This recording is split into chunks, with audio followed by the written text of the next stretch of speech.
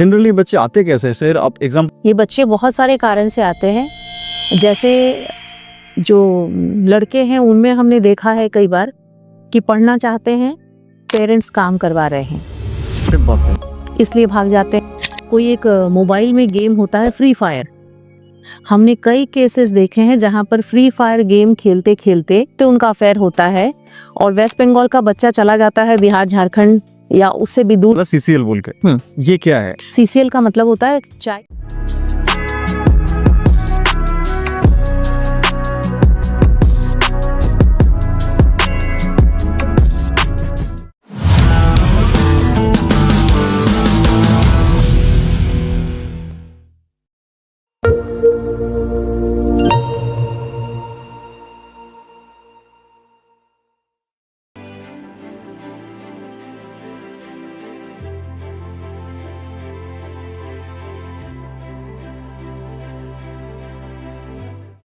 First of all thank you so much for accepting our proposal. अब आप यहाँ पर हमारे प्लेटफॉर्म में आए हमें ये सीख देने के लिए, जिसके थ्रू हम लोग सारे पब्लिक तक ये बात पहुँचा पाए कि बच्चों को और कैसे हम लोग सेफ रख पाए। ये पर्पस के लिए हम लोग बहुत दिन से कुछ पॉडकास्ट करने का कोशिश कर रहे थे। हमें प्रॉपर कोई ऐसा सीनियर मिल नहीं रहा था जो हमें इस तरह से गाइड कर पाए। तो पहला बात तो आपसे मिलके भी मुझे बहुत अच्छा लगा कि हम लोग इसको एक्चुअली एग्जीक्यूट कर पा रहे हैं और इसके बारे में मैं बहुत एक्साइटेड हूँ। And thank you so much for accepting our proposal again and again कि आप आए और हमें ये समय दे रहे हैं। आप आपके बिजी शेड्यूल से समय निकाल के आप हमें ये अपॉर्चुनिटी दे रहे हैं कि हम इसको और ब्रॉडर पब्लिक के पास ये नॉलेज को पहुंचा पाए। इसके लिए बहुत बहुत धन्यवाद। सबसे पहले तो ये पॉडकास्ट जो भी देख रहे हैं दर्शक, उनको मेरा सादर सविनय प्रणाम। और यहाँ आने के लिए धन्यवाद की तो आवश्यकता बिल्कुल ही नहीं है, क्योंकि मैं best interest of the child काम करती हूँ और यहाँ आना मेरे लिए सौभाग्य की बात है, क्योंकि अगर इस पॉडकास्ट के थ्रू कुछ बच्चे अगर दिशा निर्देश पा सकते हैं तो ये मेरे लिए बहुत गर्व की बात होगी।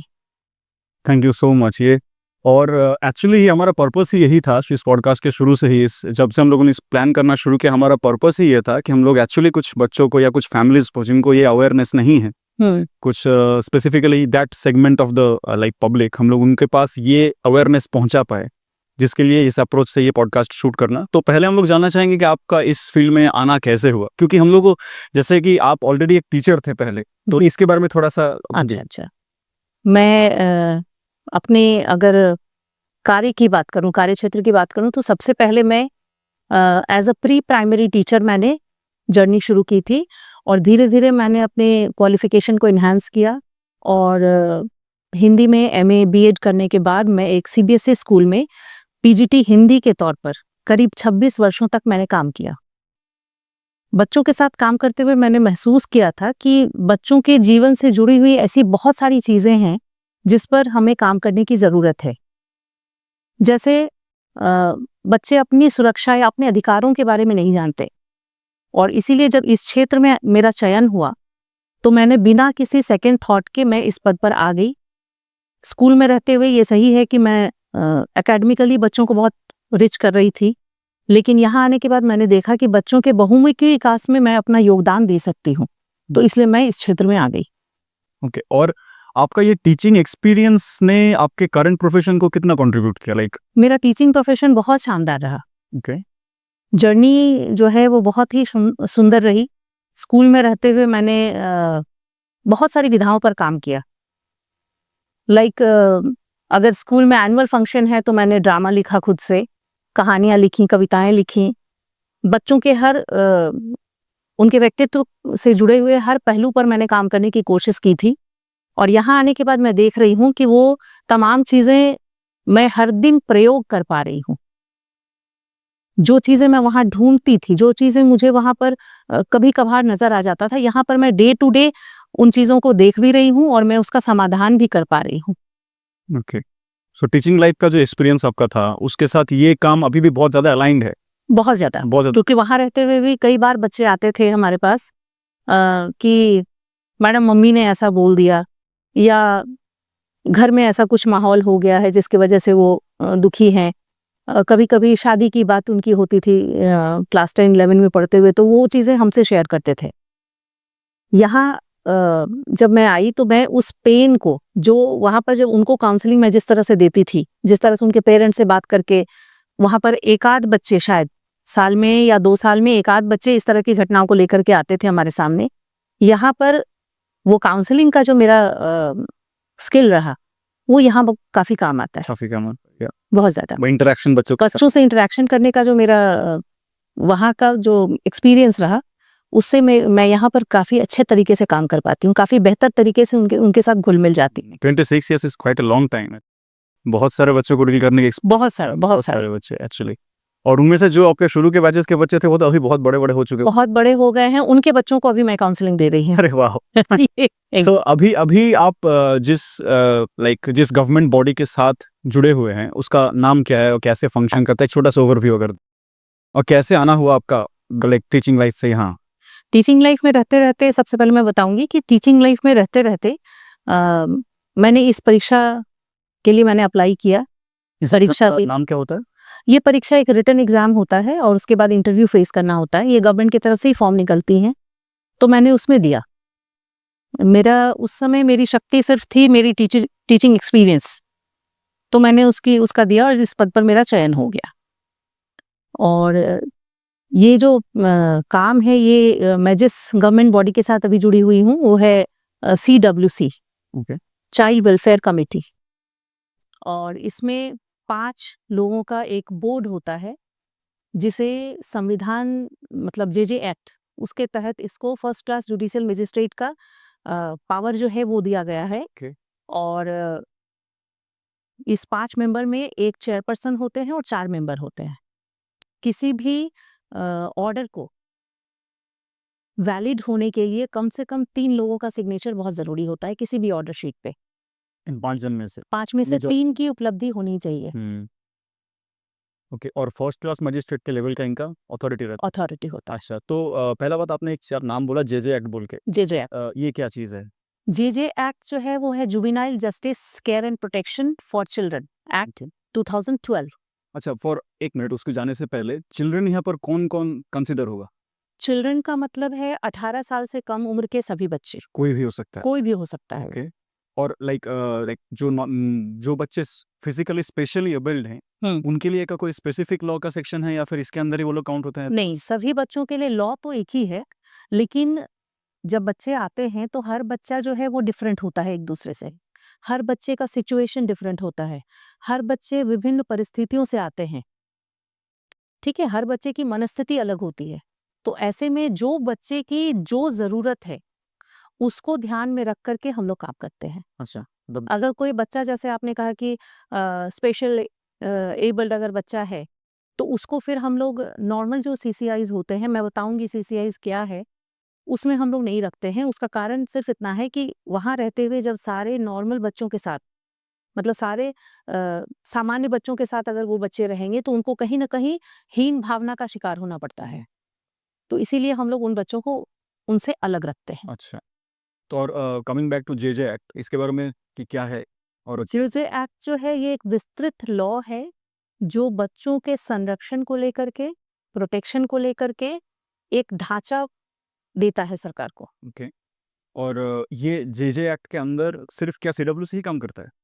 नहीं, JJ एक्ट को लेकर के CWC और JJB JJB है जुवेनाइल जस्टिस बोर्ड, जो CCL को लेके काम करती हैं। और उसका भी ऑफिस उसका ऑफिस पुरुलिया में है, सिमुलिया में। हम लोग एक ही कैंपस जो आनंद मठ होम गवर्नमेंट होम है CCI, उसी में हम दोनों का ही ऑफिस है। अच्छा, अच्छा, ओके।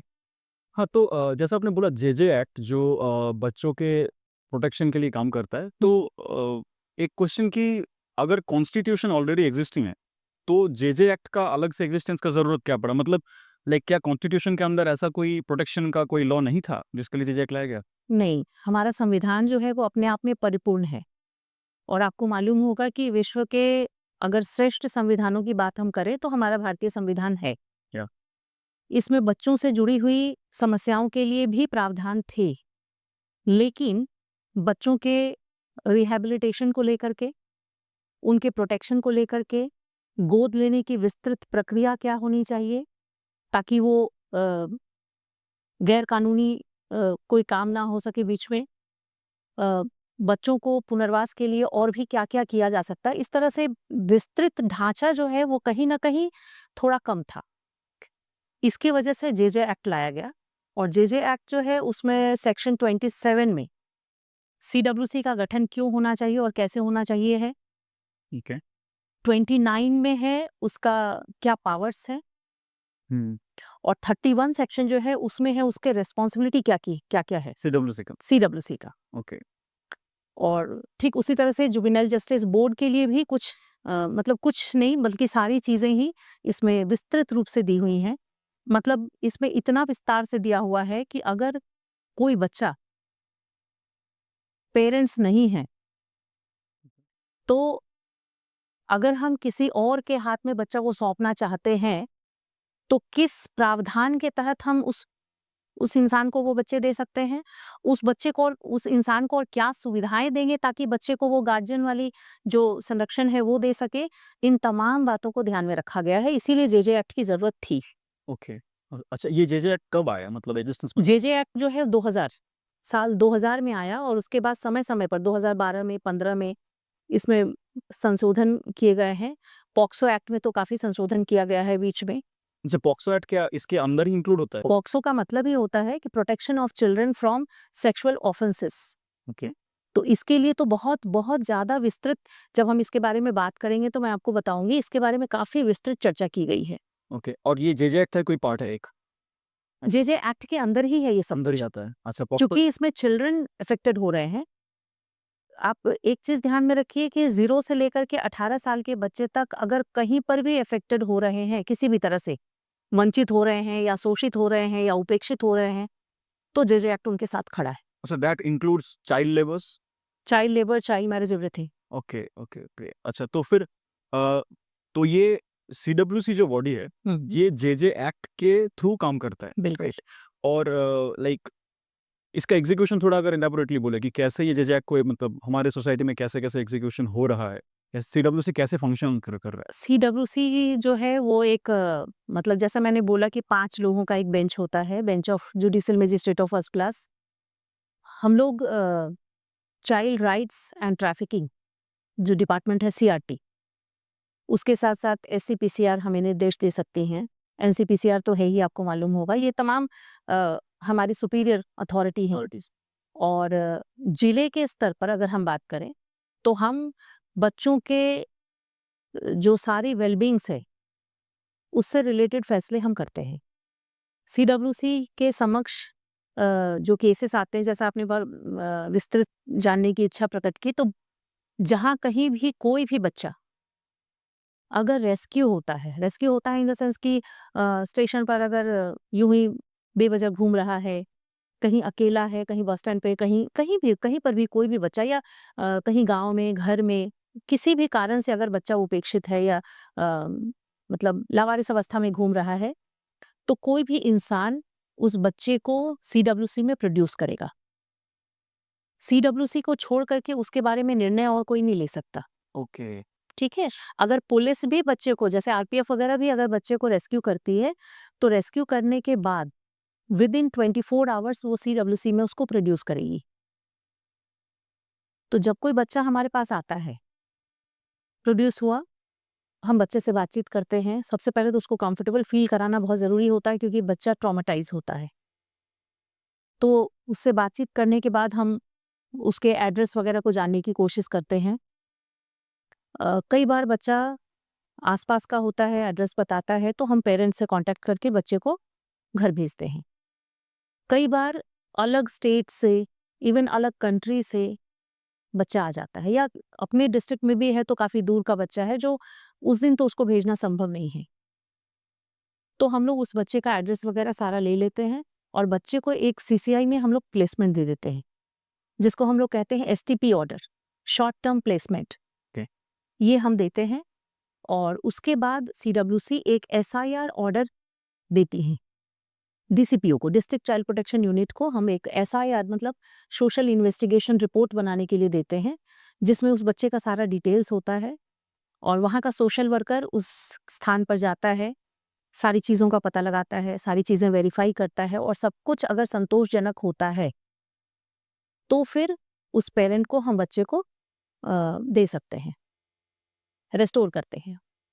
अब मान लीजिए कि हमारे ज़िले का बच्चा है, तो हम जब उसको रिस्टोर करते हैं, तो उसके बाद हम उसको महीने में 1 बार, शुरू में महीने में 1 बार, उसके बाद 3 महीने में 1 बार, फिर 6 महीने में 1 बार, इस तरह से फ़ॉलो-अप में रखते हैं, ताकि जिस परिस्थिति से वो बच्चा पहली बार उस हादसे का शिकार हुआ था, वो दोबारा ना घटित हो। इसलिए फ़ॉलो-अप में रहना ज़रूरी है। लेकिन बच्चा अगर दूसरे स्टेट का है, फिर क्या करेंगे? जैसा कि मैंने कहा आपसे कि हम बेस्ट इंटरेस्ट ऑफ चाइल्ड काम करते हैं। तो अगर हम दूसरे स्टेट के बच्चे को कहें, किसी उड़ीसा के बच्चे को अगर कहें कि हर महीना फ़ॉलो-अप के लिए तुम पुरुलिया आ जाओ, ये बड़ा मतलब बच्चे का बेस्ट इंटरेस्ट तो इसमें बिल्कुल नहीं है, बिल्कुल नहीं है। तो उसका भी प्रावधान है कि अगर दूसरे स्टेट का बच्चा है, उसका भी एड्रेस वेरिफ़िकेशन के लिए वही एसआईआर ही हम लोग करवाते हैं, और जब उसका एड्रेस वगैरह सब कुछ मिल जाता है, तो हम बच्चे को ट्रांसफ़र कर देते हैं। उस ज़िले में ट्रांसफ़र करते हैं, लेकिन घर में ट्रांसफ़र नहीं करते। हम उस ज़िले के या उस राज्य के सीडब्ल्यूसी में उसको ट्रांसफ़र करते हैं। ओके। वो सीडब्ल्यूसी जो है, वो उसको रिलीज़ करती है और फ़ॉलो-अप में रखती है। तो बच्चा सेफ़ रहता है। अगर दूसरे कंट्री का बच्चा है, मान लीजिए, अच्छा, नेपाल का बच्चा आ गया, बांग्लादेश का बच्चा है ऐसे बहुत सारे आ जाते हैं। उन बच्चों के को जब हम रिस्टोर करते हैं, उसके लिए हम टास्क फ़ोर्स की मदद लेते हैं। ओके। चूँकि हम लोग वेस्ट बंगाल में हैं, तो वेस्ट बंगाल टास्क फ़ोर्स हमारी मदद करती है इसपे। सारा डिटेल हम लोग भेजते हैं, वो लोग उस बच्चे को रिस्टोर करते हैं। उनका प्रोसेस फिर थोड़ा-सा अलग, मतलब एसआईआर वगैरह तो ऐसे ही होता है, लेकिन उसका जो भेजने का तरीका है, उसमें टास्क फ़ोर्स बीच में आती है। जनरली बच्चे आते कैसे हैं? सर आप एग्ज़ाम्पल बोले कि बहुत सारे कारण से। ये बच्चे बहुत सारे कारण से आते हैं। जैसे जो लड़के हैं, उनमें हमने देखा है कई बार कि पढ़ना चाहते हैं, पेरेंट्स काम करवा रहे हैं, अरे बाप रे! इसलिए भाग जाते हैं। ठीक इसका उल्टा होता है, कई बार बच्चे को काम करना है, पैसे कमाने हैं, क्योंकि फ़ोन खरीदना है, और तो उनको पढ़ना नहीं है। पेरेंट्स पढ़ने बोल रहे हैं, वो भाग जाते हैं। कई बार दोस्तों के चक्कर में कि 10 का एग्ज़ाम हो गया, 9 का एग्ज़ाम हो गया, फाइनल एग्ज़ाम हो गए, चलो घूमने चलते हैं। कुछ पैसे मिले या कुछ पैसे चोरी किए, निकल गए। क्योंकि उनको पता नहीं है कि आने वाले समय में उनके साथ क्या होने वाला है, तो निकल जाते हैं वो। और परिस्थितियों से भी भागने वाले बच्चे होते हैं कई बार। लड़कियों को जैसे हमने देखा है, आजकल वो बॉयफ्रेंड और लव अफेयर के चक्कर में बहुत सारी भाग रही हैं।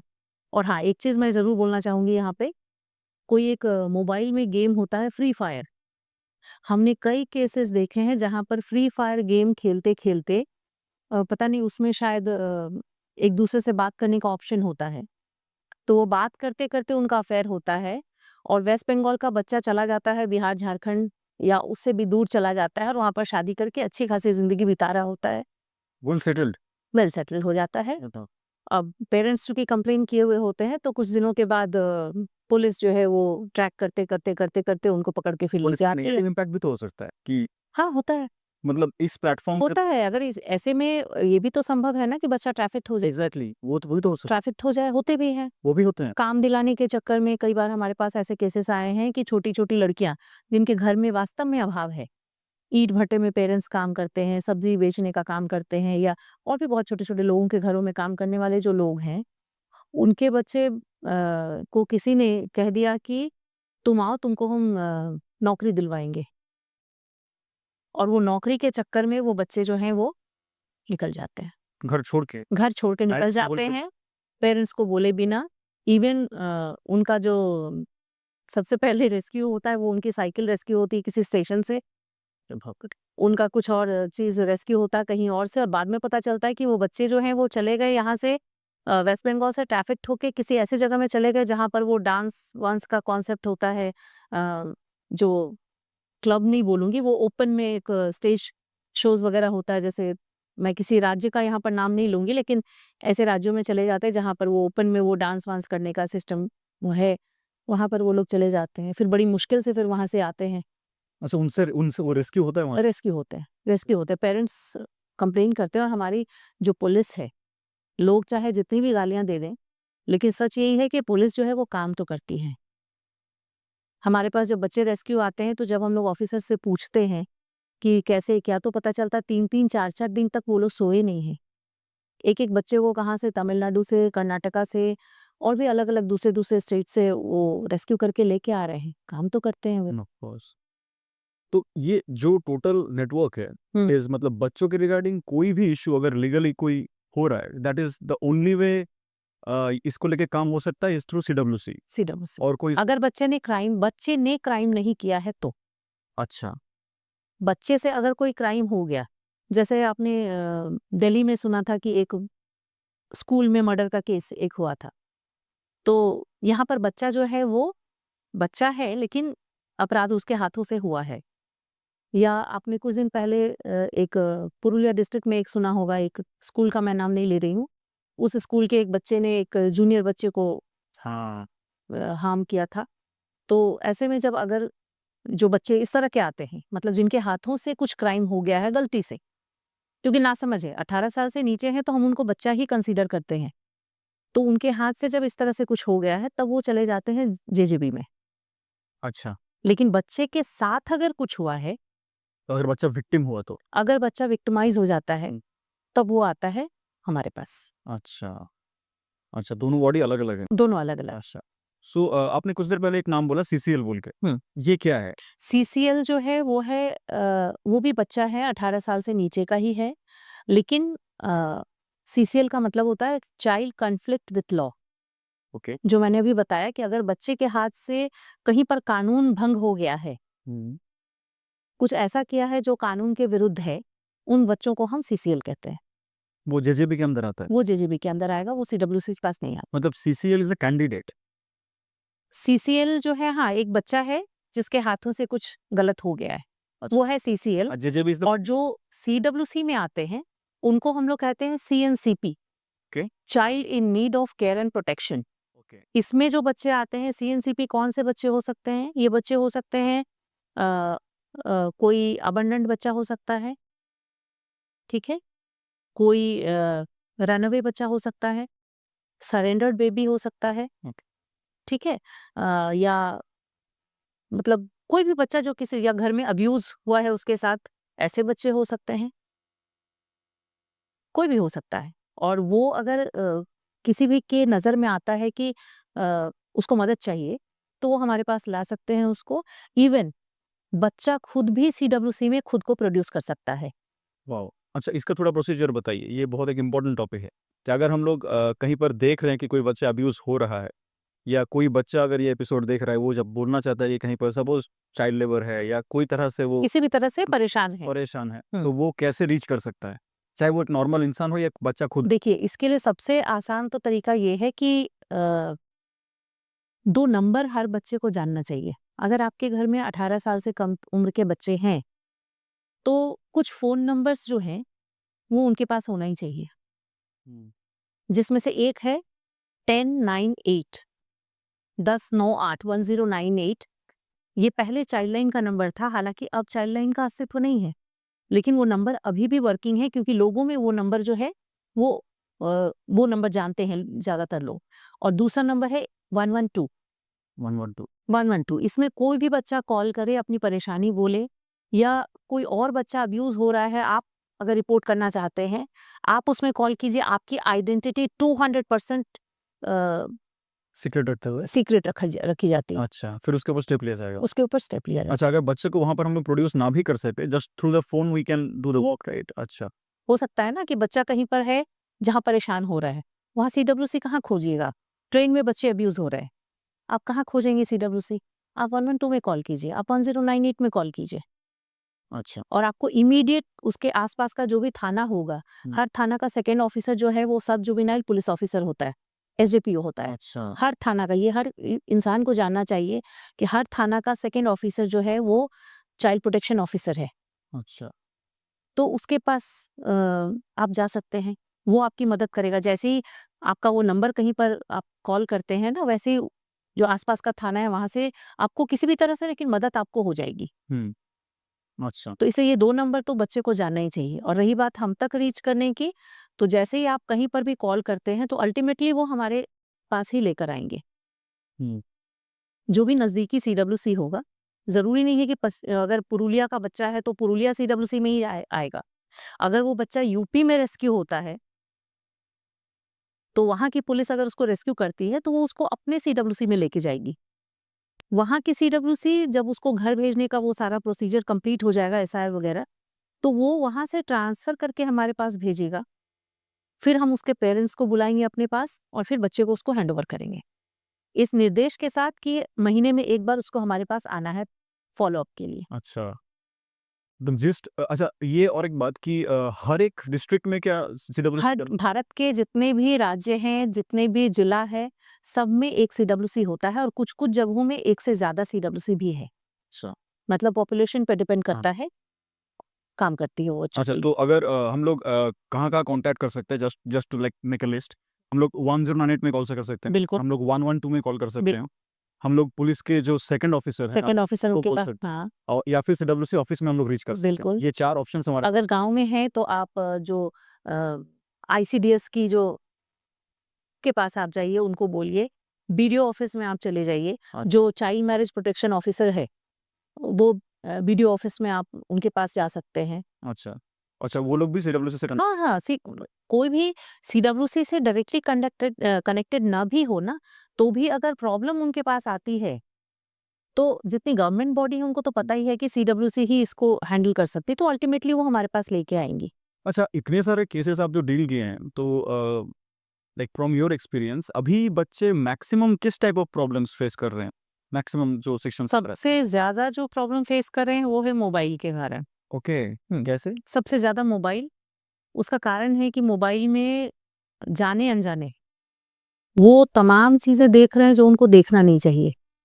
या हम दूसरे शब्दों में अगर कहेंगे तो वो उन सारी चीज़ों को देख रहे हैं जो उनको शायद बड़े होने के बाद देखना चाहिए था। हुँ। वो देख रहे हैं और उसको वो अपने जीवन में उतारने की कोशिश करते हैं। परिणाम ये होता है कि काफ़ी तरह की दुर्घटनाएँ उनके साथ हो जाती हैं। जैसे मैं एक उदाहरण दूँगी आपको, फ्री फायर जो गेम मैंने आपको बताया, फ्री फायर गेम के थ्रू बच्चा जो है वो एक स्टेट से दूसरे स्टेट चला जाता है।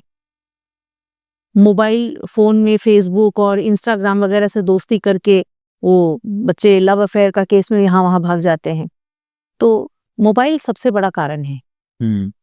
और उसके साथ और एक कारण तो ये भी है कि आजकल के पेरेंट्स बच्चे को समय नहीं दे रहे हैं। हुँ। जो गरीब हैं वो गरीबी के नाम पे, जो अमीर हैं वो व्यस्तता के नाम पर। ये पावरफुल। इनफैक्ट मैं गरीब-अमीर नहीं करके मैं कहूँगी जो शिक्षित हैं, वो समय का अभाव है उनके पास। हुँ। जो अशिक्षित हैं, वो कहते हैं उनको काम से फुर्सत नहीं है। परिणाम वही हो रहा है कि बच्चे को टाइम नहीं दे रहे। बच्चे अपनी मन की बात किससे कहेंगे? जब एडोलसेंस पीरियड आता है हुँ। 11, 12, 13 साल की उम्र में, उस समय बच्चों में फिजिकल और मेंटल बहुत तरह के चेंजेस आते हैं। उन चेंजेस के कारण बहुत तरह की उथल-पुथल चलती है उनके अंदर। बहुत तरह की क्वेरीज होती है उनके अंदर। बहुत पढ़े-लिखे घरों में भी आप देखेंगे कि अगर बच्चे ने ऐसा कोई प्रॉब्लम या ऐसी कोई समस्या अगर पेरेंट्स से पूछ लिया, तो पेरेंट जवाब देने के पहले एक थप्पड़ लगाते हैं। ये सीखा कहाँ से? वो सीखा नहीं है, उसने सिर्फ पूछा है अभी। अगर वहीं उसकी समस्या का समाधान कर दिया जाए, तो शायद बच्चा अपने उम्र के लोगों से इन बातों को नहीं करेगा या फ़ोन में उन चीज़ों को नहीं ढूँढेगा। ठीक है? अच्छा, स्कूलों में आप चले जाइए, वहाँ पर गुड टच, बैड टच जो बहुत छोटे बच्चों को समझ में आना चाहिए, सिखाना चाहिए। क्योंकि आजकल जो अब्यूज़ है वो अ, उम्र का मोहताज तो बिल्कुल नहीं है। हुँ। ये जब कोई घटना घटती है तो हम लोग अक्सर ये कमेंट करते हैं कि उसने क्या पहना था, क्या समय हो रहा था। लेकिन एक 3 साल 4 साल के बच्चे ने क्या ऐसा पहना होगा, है ना? तो हम ऐसे भी घटनाएँ देख रहे हैं जहाँ पर बहुत छोटे बच्चे अब्यूज़ हो रहे हैं। तो फ़ोन जो है वो घुमा-फिरा करके वहाँ पर आ जाता है। पेरेंट्स की व्यस्तता एक कारण है। स्कूल में जो सिलेबस स्पेसिफिक एक पढ़ाई हो गई है। मतलब एक वो जो टाँगा में जुता हुआ जो घोड़ा होता है ना, दोनों तरफ से यूँ लगी हुई हैं कि बस सीधा देखो। उसका समय नहीं है अभी। अभी पेरेंटिंग चेंज हो गई है। अभी बच्चे चेंज हो गए हैं। बच्चों में अभी ईगो, सेंटिमेंट ये बहुत ज़्यादा है। हम लोग के समय में इतना नहीं था। हमारी उम्र के जो भी हैं वो स्कूलों में मार खाए हैं, घर में आके मार खाए हैं, एक ही गलती के लिए 3 बार मार खाया है। लेकिन अभी के बच्चे को आप अगर आँख भी दिखाते हैं ना तो उनको बड़ा सेंटिमेंट में लगता है। तो इन चीज़ों को बहुत केयरफुली डील करने की ज़रूरत है। हाँ, ये एक बहुत पावरफुल ऑब्जर्वेशन है जो आपने बोला कि बच्चों को इस ड्यूरिंग एडोलेसेंस बहुत सारी चीज़ों का ऐसा क्यूरियोसिटी आता है, specially the changes that they are experiencing in their body and minds. ये उनके अंदर बहुत बड़ा क्यूरियोसिटी प्रोड्यूस करता है और हमारे कल्चर में ये बहुत बड़ा प्रॉब्लम है कि हम लोग उस क्यूरियोसिटी को एड्रेस नहीं करते एज एन पेरेंट्स और एज गार्जियंस। हम लोग उसको, और तब वो लोग उस क्यूरियोसिटी के भूख को मिटाने के लिए गलत जगह से इन्फॉर्मेशन लेना शुरू करते हैं एकदम और इसके लिए भी बहुत सारा क्राइम वो लोग होता है। बहुत तरह बच्चों के क्राइम्स होते हैं। आप स्कूलों में देखिए ना, स्कूलों में देखिए जब बायोलॉजी का जो चैप्टर्स है, जब बच्चे 9 में जाते हैं उनको सब कुछ समझना चाहिए। मैक्सिमम स्कूलों में मैंने देखा है, मेरे भी 2 बच्चे हैं, उन दोनों से मैंने सुना है, उनका एक्सपीरियंस रहा है। जो रिप्रोडक्शन चैप्टर है बायोलॉजी में, मैक्सिमम स्कूलों में उसको स्किप कर देता है। क्यों? क्यों? ये तो ज़रूरी है उनको जानना ना, बहुत ही ज़रूरी है। कैसे होता है, क्या होता है, रिप्रोडक्टरी ऑर्गन क्या है, ये तो उनको जानने का हक है, ये उनका अधिकार है। जो आर्टिकल जो उनको देती है हक की निःशुल्क और अनिवार्य शिक्षा, तो शिक्षा क्या है? शिक्षा मतलब कुछ चैप्टर्स पढ़ के क्वेश्चन आंसर करके नंबर लेना तो शिक्षा नहीं है ना। शिक्षा का मतलब है कि आप अपने परिवेश से सीखिए। वो शिक्षा कहीं ना कहीं अधूरा है। हर जगह अधूरा है, बल्कि नहीं है मैं कहूंगी, बहुत कम है, बहुत कम।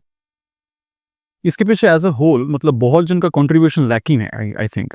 For example as a whole society का या स्कूल्स का या पेरेंट्स का, तो मतलब इनका क्या क्या रोल होना चाहिए इन अ सेंस?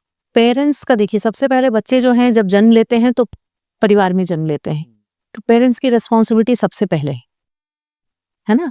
हमारे बच्चे की जरूरत क्या है ये हमसे बेहतर कोई नहीं समझता है। हम लोग घर में उनको जो उनका एडोलेसेंस पीरियड जिस समय शुरू होता है और उसके पहले भी हम घर में ही भेदभाव करने लगते हैं, लड़के और लड़कियों में। लड़के हैं तो ये कर सकते हैं, लड़कियां हैं तो ये नहीं कर सकते। छोटा एक बच्चा आपके घर में किचन में जाता है चाय की कप उठाने के लिए, आप कहते हैं अरे क्या लड़कियों जैसे काम करते हो। आपके घर का बच्चा लड़का अगर पिंक कलर की शर्ट पहन के निकलता, आप कहते हैं क्या लड़कियों की तरह पिंक कलर के शर्ट पहन लिए तुमने। लड़के इवन किसी घटना पर अगर लड़कों को रोना आ जाता है, अगर रो पड़ते, आंसू छलक पड़ता है, क्या लड़कियों की तरह रोते हो? क्यों लड़कों का इमोशन नहीं होता? या अपने इमोशन को व्यक्त करने का उनको कोई अधिकार नहीं है? है तो उनको भी। तो यहाँ पर बायसनेस आती है ना, जेंडर बायसनेस है, कलर बायसनेस है, ये हम घर में कर रहे हैं। स्कूलों में क्या होता है, स्कूल में जब बच्चे जाते हैं तो कहीं ना कहीं तुलना हो जाती है। कई बार जो टीचर्स हैं, मैं नहीं कहती जानबूझकर, मैं सारे टीचर्स के प्रति ड्यू रिस्पेक्ट रख करके ये बात कह रही हूँ कि जानबूझकर नहीं, लेकिन मान लीजिए परीक्षा हो गई, कॉपी शोइंग होता है, उसके बाद कॉपी शोइंग में टीचर ये नहीं कहते कि तुमने बहुत खराब कर लिया या तुम बड़े बेवकूफ हो, साफ शब्दों में नहीं कहते। लेकिन जो टॉपर बच्चा होता है, जो अच्छे नंबर लाता है, उसकी कॉपी दिखाते हैं ऐसे, देखो इसको कहते हैं अच्छा आंसर। कंपैरिजन होता है। ठीक है, इसको कहते हैं नंबर। अरे जब ऐसे बनो, क्यों ऐसे बनो? हम सभी जो लोग हैं हमारी उम्र के, हम लोग सभी क्या एक जैसे हैं? नहीं है। तो फिर बच्चे कैसे एक जैसे हो सकते हैं? है ना। कोई बच्चा अगर 90% नंबर लाने के बाद सबसे तालियां बटोरने का हकदार है, तो वो बच्चा जो अपने घर में बीमार दादाजी को दवाइयां टाइम पर ले जाकर के देता है ना, उसको भी उतना ही अप्रिशिएट करने की जरूरत है। ठीक है, अगर बच्चे ने माँ से पूछा कि आपने खाना खाया कि नहीं, उसको भी उतना ही अप्रिशिएट करने की जरूरत है, क्योंकि ये भी एक स्किल है। Exactly. है ना। ये बहुत अच्छी चीज है जो बच्चों में होनी चाहिए, लेकिन हम लोग उस पर ध्यान नहीं देते। हम सिर्फ नंबर के पीछे भाग रहे हैं। स्कूलों में देखिए, स्कूल में और एक चीज होती है, बहुत सारे डे सेलिब्रेट होते हैं।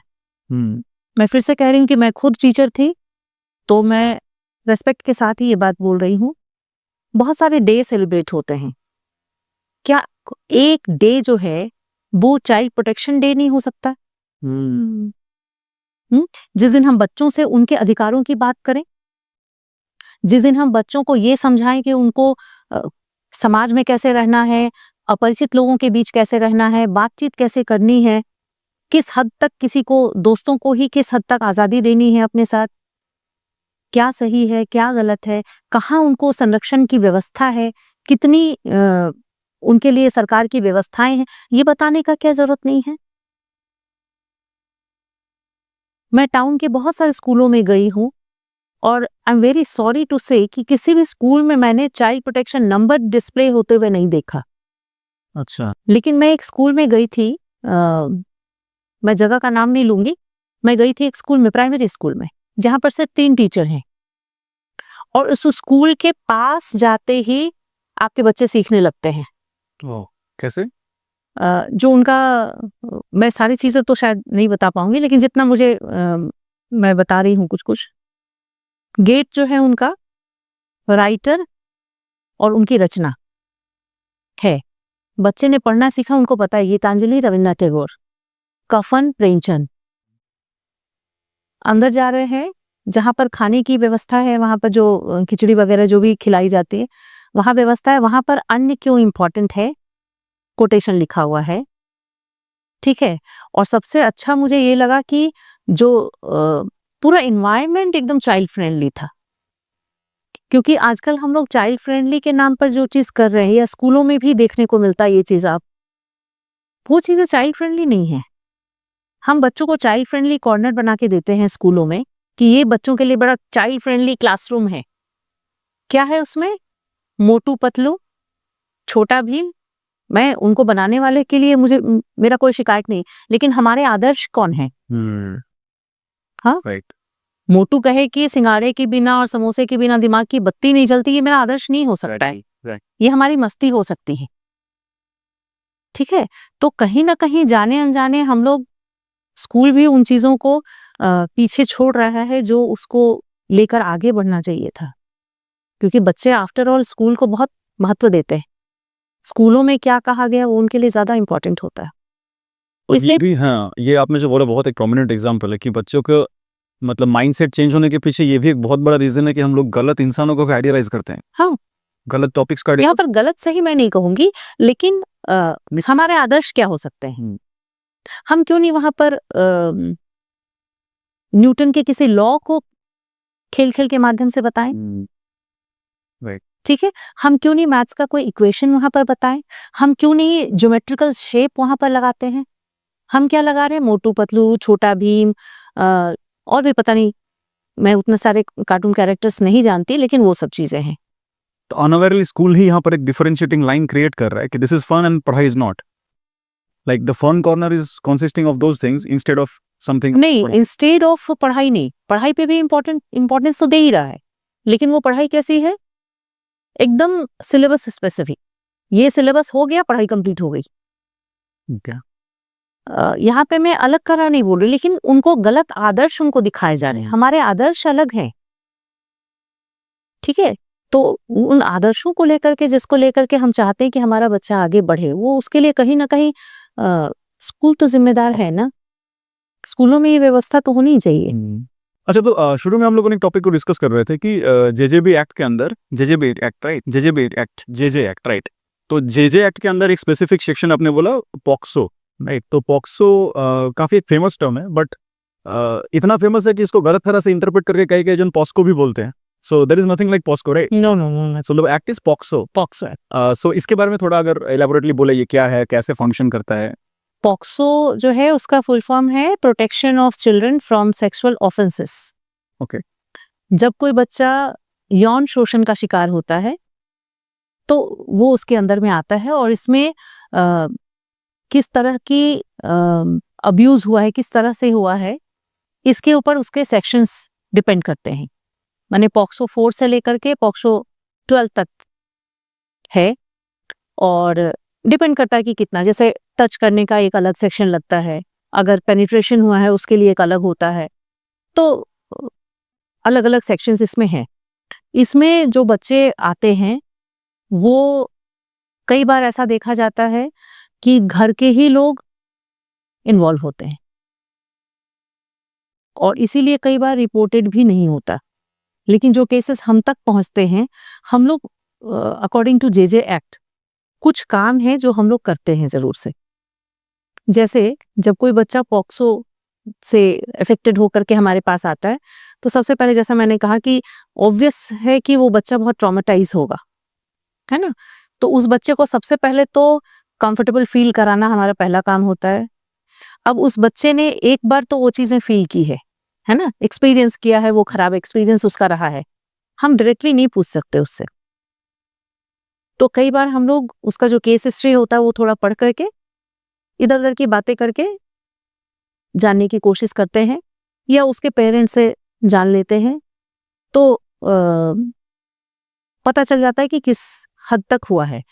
अब बच्चा जब इस तरह से व्याहत होकर के आ रहा है हमारे पास, तो उसको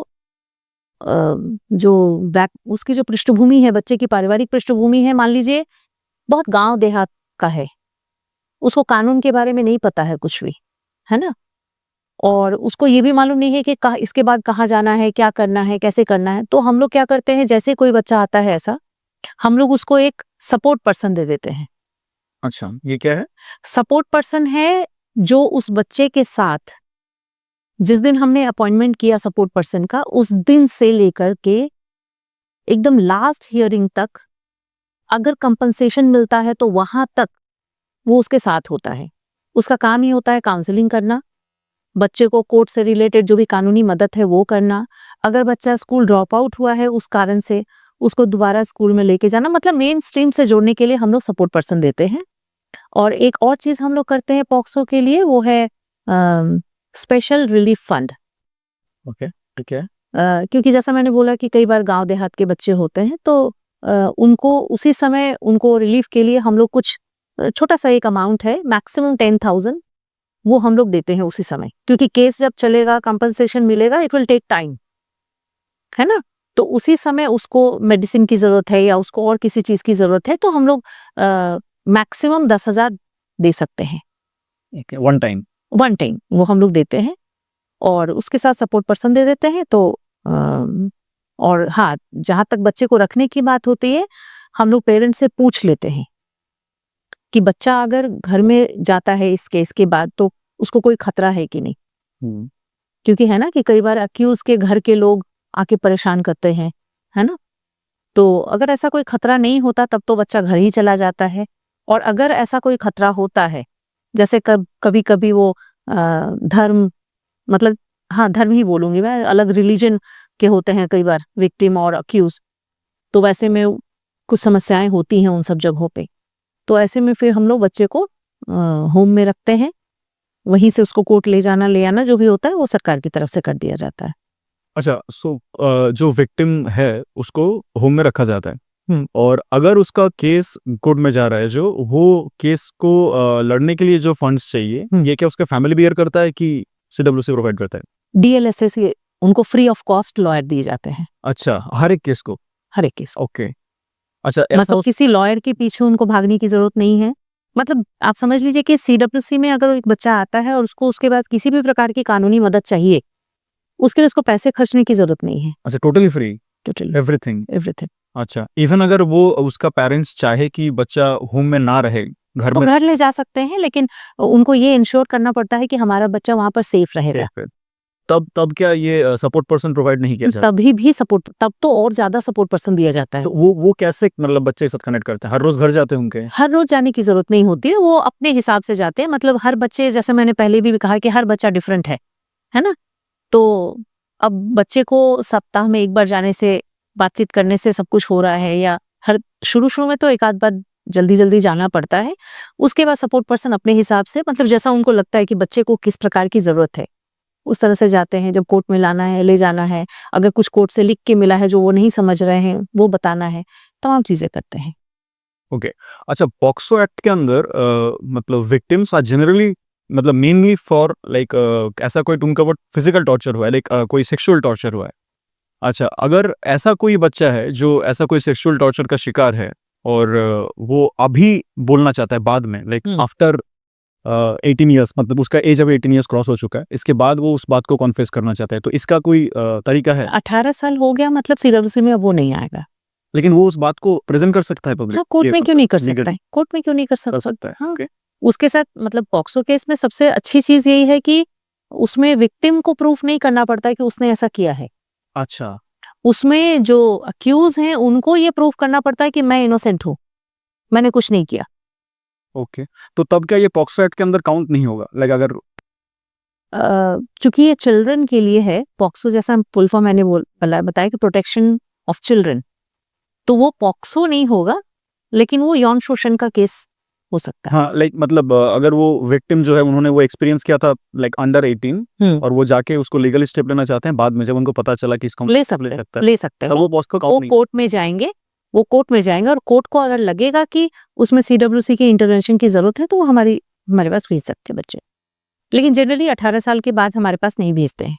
तो अच्छा, मोटा मोटी सारे टाइप्स के ही क्राइम्स आपने ऑलरेडी एग्जांपल दे दिया, और ये जो चाइल्ड अब्यूज का केस है ये हमारे सराउंडिंग में कितना कॉमन है कि मतलब कितने केसेस आपको पता चलता है, और एक्सपीरियंस से आप बोलेंगे कि कितने केसेस ऐसे हैं जो पता भी नहीं चलता, तो कितना कॉमन है ये चीज़ कि अभी लाइक जो जिसके बारे में हमें अवेयर होना चाहिए? अभी पॉक्सो केस जो है वो बहुत कॉमन है।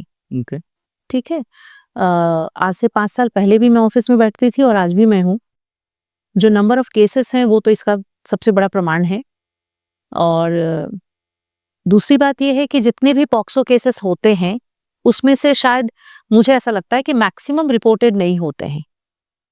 उसका कारण है कि उसमें जो अक्यूज है वो मामा, दादा, चाचा, पापा, इस तरह के लोग कोई होते हैं, परिवार के लोग होते हैं, तो जिसको बचाने के लिए चुप रहना, लड़कियों को यही सिखाया जाता है कि तुम चुप रहो, बोलो मत। क्योंकि गांव में या अभी भी ये सोच है लोगों की कि अगर लड़की ये कहती है कि हमारे साथ सेक्सुअल अब्यूज हुआ है तो लड़की का जो इज्जत है वो खतरे में पड़ती है, जबकि ऐसा नहीं है ना? गलती जिसने की है इसका होना चाहिए। उसका होना चाहिए। तो हमारे पास जब बच्चे आते तो मैं तो यही सिखाती हूँ कि बेटा आपने कुछ नहीं किया ना, तो गलत आप नहीं हो, शर्मिंदा आपको नहीं होना, आंखें नीचे करके तुम बात मत करो, तुमने तो गलती नहीं की, जिसने गलती किया है सजा उसको मिलेगी। तो आप सर उठा के रहिए कि आपने आवाज उठाई है, आपने अच्छा काम किया है। तो मैक्सिमम केसेस रिपोर्टेड नहीं होते हैं। कई बार हम लोग को न्यूज़पेपर से एक आध पता चलता है, फिर इंटरवेंशन करते हैं हम लोग, और डायरेक्टली आता है, नहीं आता ऐसा नहीं, लेकिन रिपोर्टेड नहीं होता है केस, ये तो सही है। हाँ, सो एडॉप्शन के बाद के अंदर एक टॉपिक बहुत बार क्वेश्चन पूछा जाता है कि एडॉप्शन के लिए एलिजिबल कौन है? लाइक सिंगल पेरेंट्स अडॉप्ट कर सकते हैं कि नहीं, या कौन एलिजिबल है एडॉप्शन के लिए? एडॉप्शन के लिए कपल और सिंगल दोनों ही तरह के पेरेंट जो हैं वो एलिजिबल हैं।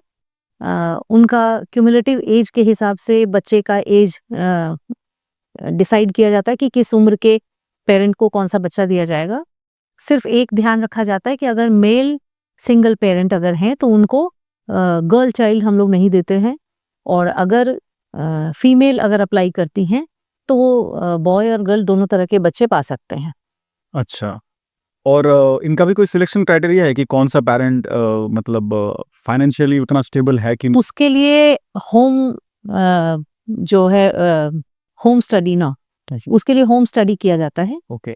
और होम स्टडी जो है वो सोशल वर्कर करती है, और उसके बाद अगर वो सर्टिफाई करती है कि हाँ पेरेंट एलिजिबल हैं, वो बच्चे की देखरेख कर सकते हैं, तो दिया जाता है। इतना एक ब्रॉड एक सिस्टम जो काम कर रहा है बच्चों को बचाने के लिए, इसके अंदर इतना साल से आप काम कर रहे हैं, बट क्या आपको अभी भी कोई लूप होल्स दिखते हैं कि इस सिस्टम में कोई कोई जगह पर इम्प्रूवमेंट का ज़रूरत है या नोटिस करना चाहिए जो चीज़? अगर मैं ये कहूँ कि लूप होल्स बिल्कुल ही नहीं है तो ये कहना थोड़ा गलत होगा, क्योंकि जहाँ पर भी इतने बड़े पैमाने पर काम होता है वहाँ पर कहीं कहीं हो सकता है लूप होल्स होंगे, लेकिन जिस तरह से सीडब्ल्यूसी काम करती है या सीडब्ल्यूसी के काम करने का जो प्रोसेस है उसमें अगर हम लूप होल की बात करें, या डिफरेंट जो स्टेक होल्डर्स हैं चाइल्ड प्रोटेक्शन से रिलेटेड, अगर उसमें मैं लूप होल की बात करूं तो ये ब्लेम गेम होगा, क्योंकि ये जो है वो पूरा कंबाइंड रूप से हम लोग काम करते हैं, सभी एक दूसरे से जुड़े हुए हैं। एक अगर थोड़ा सा भी पीछे पड़ जाएगा तो हमारा एम पूरा नहीं होता, इसलिए लूप होल्स नहीं है, हाँ, और बेहतर तरीके से काम करने के लिए तो हमेशा ही ऑप्शन खुला होता है, वो अभी भी है। तो कैसे-कैसे प्रॉब्लम्स ऐसे जो लूप होल्स के बारे में बात कर रहे हैं आप, ऐसे कैसे-कैसे? जैसे मैंने लूपहोल्स बोला कि कई बार रिपोर्टिंग नहीं होती है, या कई बार बच्चे सीडब्ल्यूसी में आना नहीं चाहते क्योंकि सीडब्ल्यूसी को लेकर के उनको लगता है कि कोई लॉयर को लेके जाएंगे, तो उसमें एक खर्च की बात होती है। लेकिन इस पॉडकास्ट के थ्रू मैं उन लोगों को बताना चाहूंगी कि सीडब्ल्यूसी से कांटेक्ट करने के लिए, चाइल्ड प्रोटेक्शन से रिलेटेड कोई भी काम के लिए अगर आप सीडब्ल्यूसी से या डीसीपीओ से कांटेक्ट करते हैं, वहाँ कोई फीस चार्ज ऐसा कुछ नहीं होता है। इवन अगर आपको सब कुछ सही लग रहा है, फिर भी अगर आप चाहते हैं कि आपके बच्चे की काउंसलिंग हो, तो आप हमारे पास आकर उसका रिक्वेस्ट कर सकते हैं, फ्री ऑफ कॉस्ट वो सब किया जाता है। अच्छा, अच्छा कोई भी अप्रोच ऐसा कोई, हाँ, इसलिए कोई स्पेसिफिक लूपहोल्स की का मैं बात यहाँ पर नहीं कर पाऊंगी। अच्छा, और एक बात जो हम लोगों ने ऑलरेडी डिस्कस किया है कि ये ऑनलाइन अब्यूजिंग जो होता है बच्चों के, जो फेस करना पड़ता है, जो प्रॉब्लम, जो कॉन्सिक्वेंसेस, इसके बारे में पेरेंट्स और ज़्यादा लाइक अवेयर कैसे हो सकते हैं? जो मैंने पहले भी बोला कि एक ध्यान रखने की बात है कि बच्चे फोन का कम से कम यूज करें। ओके। ये बच्चों के दिमाग में भी दे दिया गया है कि आपकी सारी जो जानकारी है वो यहाँ पर फोन में ही आपको मिलेगा पढ़ाई से रिलेटेड। ये गलत है, क्योंकि जिस समय में फोन नहीं था, क्या उस समय बच्चे नहीं पढ़ते थे? पढ़ते तो उस समय भी थे। तो इसीलिए वो एक है कि फोन से थोड़ा सा दूरी रखिए, बच्चों को थोड़ा सा समय दीजिए, क्योंकि जो ऑनलाइन अब्यूज है वो बहुत सारे स्तर पर देखने को मिलता है। छोटे छोटे बच्चे नासमझी में, मैं उसको मतलब क्राइम नहीं कहूंगी, लेकिन नासमझी में कुछ वीडियो शेयर कर देना, कुछ चीजें फेसबुक पर डाल देना, ये कभी कभी एक दूसरे को यूं ही परेशान करने के लिए करते होंगे, लेकिन वो कभी कभी बहुत बड़ा रूप ले लेता है। या ऑनलाइन जो कुछ गेमिंग है उसके थ्रू बच्चे यहाँ वहाँ चले जाते हैं, भाग जाते हैं, कई बार शादी कर लेते हैं। तो ये थोड़ा सा यहाँ पर पेरेंट्स को ध्यान देने की जरूरत है। बच्चों के साथ थोड़ा समय बिताएं, बच्चों की सुने, क्योंकि सबसे बड़ी चीज है कि आज बच्चों की कोई सुन नहीं रहा है। हम लोग कहते तो हैं कि बच्चा हमारी नहीं सुन रहा है, लेकिन प्रॉब्लम वही है कि हम बच्चों की नहीं सुन रहे हैं, है ना? एडोलेसेंस में बहुत सारी चीजें वो आपसे कहना चाहता है, लेकिन आप सुनेंगे तब ना। बच्चा को हमेशा डर होता है, और ये सही भी है। कई बार बच्चे ने जैसे ही कुछ बोला, पहले उसको डांट फटकार हो जाती है, तो डर से बच्चा बोलता नहीं है।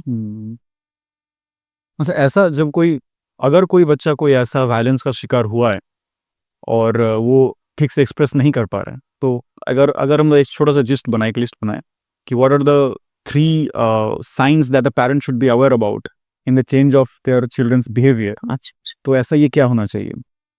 देखिए, हर बच्चा का बिहेवियर का एक्सप्रेशन अलग तरीके से होता है, लेकिन कुछ कॉमन चीजें मैं कहूंगी। एक तो कहूंगी कि अगर आपका बच्चा जरूरत से ज्यादा अचानक से शांत हो गया है, एकांत में रहने लगा है, तो ध्यान देने की जरूरत है। अगर बहुत ज्यादा वो घर से बाहर रहने लगा है, तो थोड़ा अवेयर हो जाने की जरूरत है। अगर वो किसी कारण से स्कूल नहीं जाना चाहता है, तो आप एक बार जानने की कोशिश करिए कि क्यों।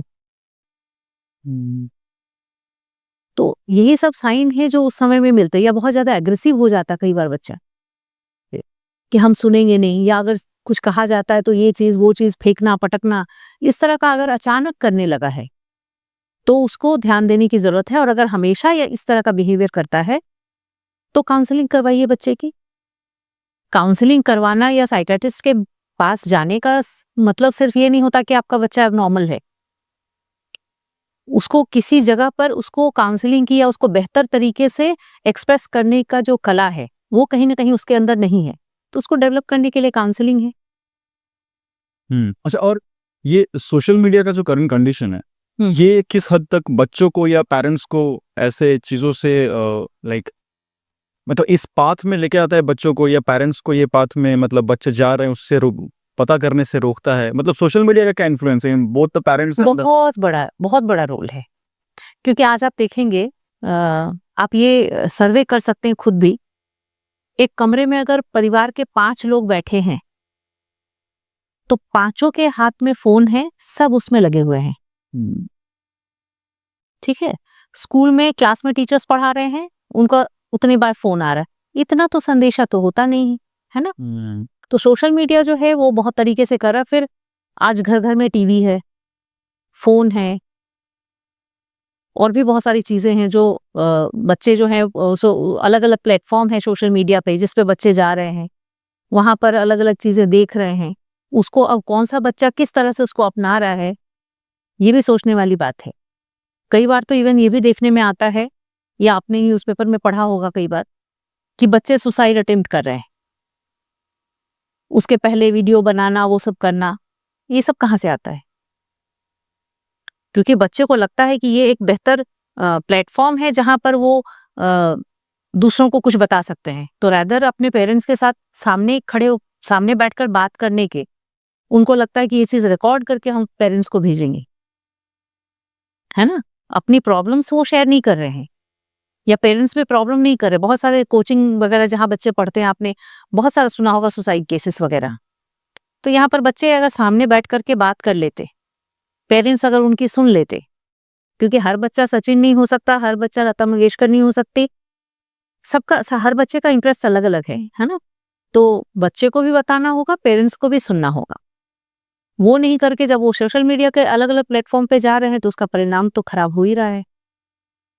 जैसा हम लोग सोशल मीडिया का कंट्रीब्यूशन काउंट कर रहे हैं, सिमिलरली एक बच्चे के लाइफ का बहुत सारा टाइम बीतता है उसके स्कूल में। सो स्कूल का भी एक बहुत बड़ा कंट्रीब्यूशन होता है। तो मैं ये बात एक बार डिस्कस करना चाहूँगा आपके साथ कि स्कूल्स में भी जो रिस्क बच्चे फेस कर सकते हैं, मतलब स्कूल्स को हम लोग एक बेटर सेफर स्पेस कैसे बना सकते हैं बच्चों के लिए? सेफर स्पेस बनाने का तो कोई अंत नहीं है ना? जैसा कि मैंने आपको स्कूल का उदाहरण बताया कि जहाँ पर हर कदम पे बच्चा कुछ सीख रहा है। लेकिन उसका कोई सीमा नहीं है, सीखने की कोई सीमा नहीं है। लेकिन हाँ, कुछ मिनिमम चीज़ें हैं जो स्कूल में अगर फॉलो किया जाता है, तो बच्चे बेहतर बड़े हो सकेंगे। कम से कम उनको उनके प्रोटेक्शन के बारे में, उनकी सुरक्षा के बारे में, उनकी सेफ्टी के बारे में ये पता होना चाहिए। एडोलसेंस में क्या प्रॉब्लम हो रहा है, इसके बारे में चर्चा होनी चाहिए। सेक्स एजुकेशन होना चाहिए बच्चों को, ठीक है? तो ये सब होने से क्योंकि स्कूल एक ऐसा जगह है जहाँ पर बच्चे टीचर्स को कॉपी करते हैं। टीचर्स का ड्रेसिंग, टीचर्स की बातचीत करने का तरीका, ये सब बहुत बड़ा रोल प्ले करता है बच्चे की ज़िंदगी में। हमारा जो मीडिया सेक्शन है, नहीं, the films and the video, the web series, all this things, ये सब चीज़ बच्चों को किस हद तक इन्फ्लुएंस कर रहा है? बहुत ज़्यादा कर रहा है। ऐसा कोई केस आपने? क्योंकि बच्चे जो हैं वो 3 घंटे के जो फ़िल्म है ना, उसको अपनी ज़िंदगी में उतार लेना चाहते हैं घंटे भर में, जो पॉसिबल नहीं है ना? वेब सीरीज़ वगैरह बन रहा है, मैं तो बहुत ज़्यादा नहीं देखती हूँ, इसलिए बहुत ज़्यादा उसके बारे में नहीं बता सकूँगी। लेकिन जो भी कंटेंट वहाँ पर उपलब्ध है, उससे बच्चे बहुत अच्छा कुछ सीख रहे हैं, ऐसा तो मैं नहीं कह सकती। उसमें कहीं न कहीं सुधार करने की ज़रूरत है। अगर फ़िल्म भी बनती है, तो थोड़े से बच्चों को ध्यान में रख कर के बनाया जाए, जहाँ पर बच्चे कुछ सीख सकें। कुछ फ़िल्में हैं भी ऐसी जहाँ पर बच्चे सीखते हैं, और ऐसी भी फ़िल्में हैं जहाँ पर बच्चे बिगड़ रहे हैं, समय से पहले कुछ सीख रहे हैं। अच्छा, इतना कुछ आपने प्रोमिनेंटली ऐसे ऑब्जर्व किया, तो ऐसा ये एक मेरा क्वेरी है कि अगर ऐसा कोई पॉलिसी हो जिसको आप ओवरनाइट चेंज करना चाहिए, कि ऐसा कोई एक policy that I want to change like from tomorrow, that is working upon tomorrow, like, तो ऐसा कौन सा पॉलिसी होगा? कुछ और चेंज करने के लिए तो मैं बहुत छोटी सी एक यूनिट हूँ, तो चेंज तो नहीं बोल सकती हूँ मैं।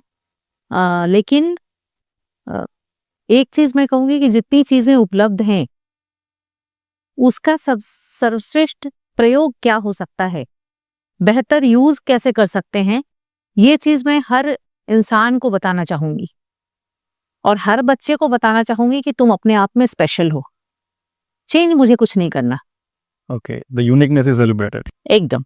अच्छा, अगर हम लोग ऐसा एक टर्म यूज कर रहा हूँ कि child safety kit, suppose I want to provide a child safety kit kind of thing, I want to make it, और मैं ये हर एक स्कूल या घर में प्रोवाइड करना चाहता हूँ, तो एक चाइल्ड सेफ्टी किट का क्या क्या कॉन्स्टिट्यूएंट होना चाहिए? चाइल्ड सेफ्टी किट में तो बहुत सारी चीज़ें हो सकती हैं। Like? जब हम सेफ्टी की बात करते हैं तो, जैसे अगर लड़कियों की बात करें तो उनके किट में सैनिटरी पैड्स होना ही चाहिए। और भी कुछ चीज़ें हैं जो स्पेसिफिकली तो सेफ्टी को लेकर के नहीं कह सकते, लेकिन ये पैड मैंने इसलिए कहा क्योंकि इसको लेकर के लड़कियों को बहुत शर्मिंदगी उठानी पड़ती है कई बार स्कूलों में। लेकिन 2 चीज़ें हैं जो बच्चों को हमेशा कैरी करना चाहिए, वो है कुछ इंपॉर्टेंट नंबर्स, जो मैंने पहले भी कहा कि एक 1098, एक 112, ये 2 नंबर तो बच्चों के पास होना ही चाहिए। ओके। ये उनके सेफ्टी का सबसे बड़ा हथियार है। और ये शिक्षा कि आप बोल सकते हो, अगर आपके साथ कुछ गलत हो रहा है आप बोलिए, आप चुप मत रहिए। Platforms are there. एकदम। अच्छा, कोई पेरेंट्स के लिए अगर हम लोग बोले कि एक नए स्कूल में बच्चे को भेज रहे हैं कोई, या हॉस्टल में भेज रहे हैं, बोर्डिंग स्कूल में कहीं पर भी भेज रहे हैं बाहर पढ़ने के लिए, तो जो इंस्टीट्यूशन है उसके सेफ्टी मेजर्स को दिमाग में रखते हुए अगर बोले कि what are the 5 questions that every parent should ask the institution, then what those questions will be? अगर हम यूनिवर्सिटी कॉलेज की बात करें तो मैं तो वहाँ के लिए एलिजिबल नहीं हूँ, मैं 18 से नीचे की बात करूंगी। स्कूल की अगर मैं बात करती हूँ तो चाइल्ड सेफ्टी सबसे पहले मैं देखूंगी। फीस स्ट्रक्चर सबसे पहले देखूंगी, क्योंकि हमारा संविधान जो है वो फ्री और निःशुल्क शिक्षा की बात करता है।